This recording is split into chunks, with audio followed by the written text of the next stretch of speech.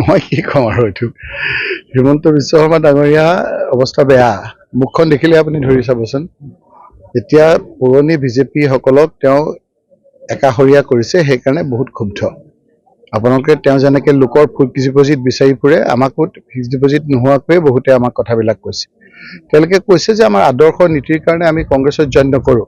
কিন্তু সেই আপোনালোকে কংগ্ৰেছৰ পৰা আহি যিকেইটা মানুহক দি আমাৰ গোটেই বিজেপিটো ধ্বংস কৰিলে সেইখিনিক এবাৰ সোধাই নেৰোঁ গতিকে এই কথাখিনি তেওঁলোকে কৈছে ইয়াৰ প্ৰতিফলন আপোনালোকে যিটো প্ৰশ্ন সুধিছে মই বহুত দিন দিল্লীতে থাকিবলগীয়া হৈছিল লোকসভাত বহুত খবৰ পোৱা নাছিলোঁ যদি তিনিটা গোট হৈছে বুলি কৈছে এই কথাটো একেবাৰে মিছা নহয় আমাৰ কাণতো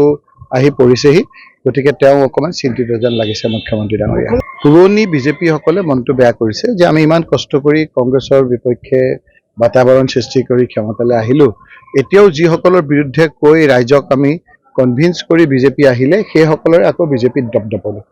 আৰু সেইকাৰণে এতিয়া বিজেপি পুৰণিসকল ঐক্যবদ্ধ হৈছে জাইলং থাকিলং ৰূপ লৈছে গতিকে তেওঁ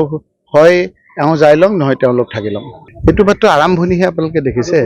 বহুতে নাহে বহুতে আপোনাৰ কৈছে যে আমি নীতি আদৰ্শত নাহোঁ আমি বিজেপিতে থাকিম কিন্তু যিখিনি আপোনালোকে পঠিয়াই পেলাই মানুহ আহি আমাক অসুবিধাত পেলাইছে সেইসকলক আমি বিজেপিৰ পৰা অব্যাহতি দিম মই নাজানো কিন্তু বহুত বিজেপি মানুহ বিজেপিত থাকিয়েই যিসকল এতিয়া কংগ্ৰেছৰ পৰা গৈ